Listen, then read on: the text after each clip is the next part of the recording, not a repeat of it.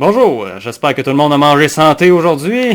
Moi non, yeah! Fait que je vais faire cette vidéo-là sans aucune énergie. Je m'aime. Je suis vraiment fatigué. C'est parti! Je fais du bruit avec les sacs de chips. J'ai le goût d'en manger d'autres. Non. Bref, ces temps-ci, je me suis demandé, c'est-tu moi qui ai un problème? Parce que j'haïs pas mal tout ce que j'écoute.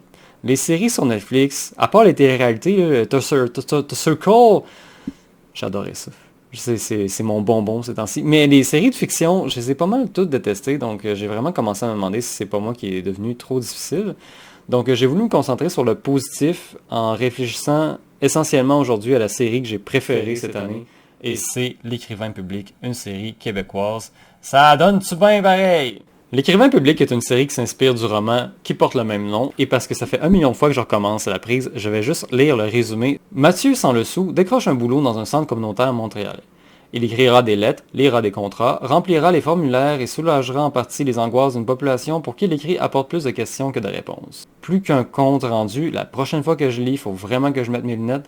Ce livre est un cri de colère au temps de l'austérité, une charge contre un monde qui manufacture des laissés pour compte. Donc, première chose à savoir pour les gens qui ont lu le roman, c'est que la série va plus loin. La saison 3 raconte carrément tous les problèmes qu'il y a eu en publiant le roman. Grosso modo, quand on est écrivain public, on aide les gens pour toutes sortes de choses. Ça peut être écrire un CV, ça peut être écrire une lettre très très importante pour un membre de sa famille, pour une déclaration d'amour, ou pour remplir des formulaires qui vont juste faire en sorte qu'on puisse rester dans le pays, puis qu'on ne sera pas expulsé. Ou, tu sais, c'est des détails comme ça qui sont très très importants au quotidien, mais quand on n'est pas capable de lire et d'écrire comme il faut, ça devient un enfer. Il devrait y avoir beaucoup plus d'écrivains publics au Québec, il n'y en a vraiment pas assez. Et c'est une série et un livre qui dénonce un peu cette situation, à quel point c'est une réalité qu'on ignore encore beaucoup trop. Mais on n'est pas là face à un documentaire triste et morne. Il y a beaucoup d'humour, les personnages ont beaucoup de personnalité. J'ai fait ce métier-là et sur le terrain, oui, il y avait beaucoup de drame.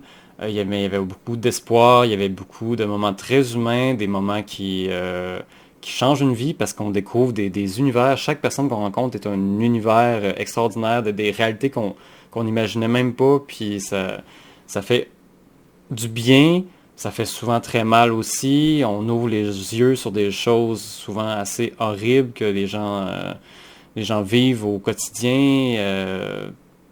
Qui sont un peu prisonniers là-dedans, justement, par le manque de ressources financières et par le fait qu'ils ne savent pas lire et écrire. Donc, c'est une série qui m'a particulièrement beaucoup touché, mais je vais rester objectif, même si j'ai pleuré ma vie avec certains épisodes, mais je vais rester objectif, je le promets, je vais même critiquer certains points que j'ai pas aimés. Le personnage, je l'aimais pas au début. C'est un personnage que je trouvais imbu de lui-même, un peu égocentrique, et j'avais peur que ce soit comme ça tout le long de la série. Heureusement, non. Il évolue, il devient un peu plus une bonne personne et c'est très apprécié parce que je l'aurais pas supporté vraiment longtemps. J'ai souvent vu des gens dans le communautaire qui avaient ce genre de personnalité-là, un peu genre on est là parce qu'on n'a pas trouvé de job ailleurs et ça m'énerve. C'est souvent des très très mauvais intervenants. J'étais très jeune moi-même, donc j'étais pas nécessairement un très bon intervenant quand je l'ai été, mais reste que face à des gens qui étaient juste là parce qu'en attente d'une job haute ou nanana, c'est pas du monde passionné, c'est du monde qui souvent ont beaucoup de jugement et ça devient assez désagréable de travailler avec ce genre de personnes-là. Donc c'est ce que le personnage me rappelait. Puis une chance dans saison 2, c'est beaucoup mieux et c'est surtout dans la saison 2 que j'ai été ému d'ailleurs. J'ai pas eu beaucoup d'émotions dans la saison 1, dans les scènes qui concernaient le personnage principal.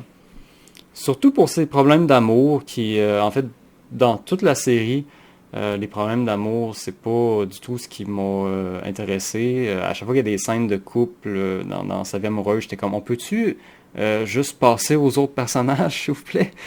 Mais à part de ça, les autres personnages sont extraordinaires et le personnage principal le devient extraordinaire lui aussi. Je les ai adorés.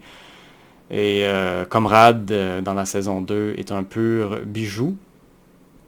J'en dirai pas trop, mais c'est ça.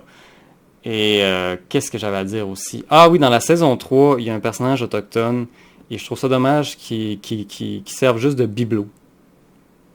Parce il est présenté au début, il a l'air d'être important, il a ses scènes à lui. Puis là, soudainement dans la série, il disparaît, il devient juste un personnage d'arrière-plan. Littéralement, il est juste là en arrière-plan. C'est juste un figurant. Puis je trouve ça dommage d'avoir introduit un personnage au début de la saison 3 pour en faire juste un bibelot qui ne servira absolument à rien. Surtout que c'est un personnage autochtone qui vient de Wemontashi. Et j'habitais dans ce coin-là. Je suis un gars de la TUC.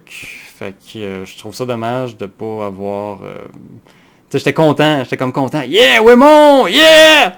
Puis là, finalement, c'est un personnage d'arrière-plan. Puis de ce côté-là, j'ai préféré un peu ce qui s'est passé dans Fugueuse, où on est vraiment allé sur une réserve avec des personnages autochtones, qui est pour moi le meilleur épisode de la saison 2 de Fugueuse. Désolé, c'est pas la saison 2 de Fugueuse, c'est Fugueuse la suite. C'est comme, j'ai pas trop compris le concept de... En tout cas. Mais c'est la fin des critiques négatives parce que j'ai adoré cette série. Je la conseille fortement et je pense même que c'est ma série préférée à vie. C'est celle que j'ai trouvée la mieux écrite. Le travail des comédiens est excellent. C'est juste incroyable. C'est des réalités que j'aimerais voir plus souvent à la télévision. J'aimerais ça. La première saison avait moins de financement, ça paraît, parce que la deuxième saison et la troisième saison ont vraiment gagné en qualité. Je crois même que les épisodes sont plus longs, si je me souviens bien. C'est...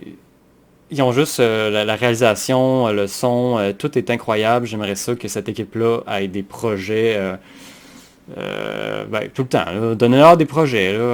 Gouvernement, financez ça, s'il vous plaît. C'est important de parler de ce genre de réalité-là. Et merci. Juste merci. Je sais pas quoi dire d'autre. C'était vraiment un pur chef-d'œuvre. Et ça m'a fait du bien parce que j'étais vraiment tanné d'écouter des séries je commencerai pas à critiquer Netflix puis toutes les séries que j'ai vues ces derniers temps, mais j'ai mal. J'ai mal.